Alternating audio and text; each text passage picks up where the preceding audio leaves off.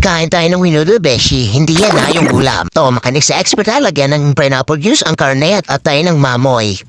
Lagyan ng pickles, soy sauce, tsaka kapunting paminta, asin. Yan, haluin mo. Nagugas ako ng kamay, beshi. Baka sabihin mo, di ako naghugas eh. O, huwag nang masela. Nagugas ako. O, marinate mo overnight. Lagay mo sa ref. O, kinabukasan na yan, beshi. Saanin mo sa kasirola yung binabad mong karne kasi papakuluan natin yung karne hanggang sa 5 buwan. Yan, ilagay ko na sa kalan. Meanwhile, magpainit naman tayo ng kawali, lagyan ng mantika para maiprito ang hotdog. Pagkatapos ay igisa ang bawang, sibuyas at ang tomato sauce.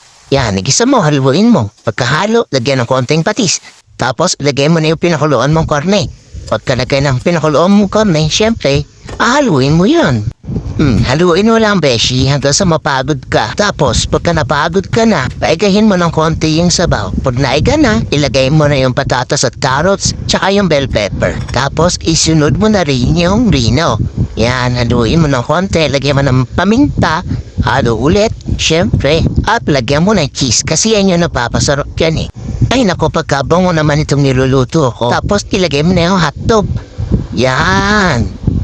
Luto na. Mga 2 araw namin yan ulam, beshi. Kain tayo.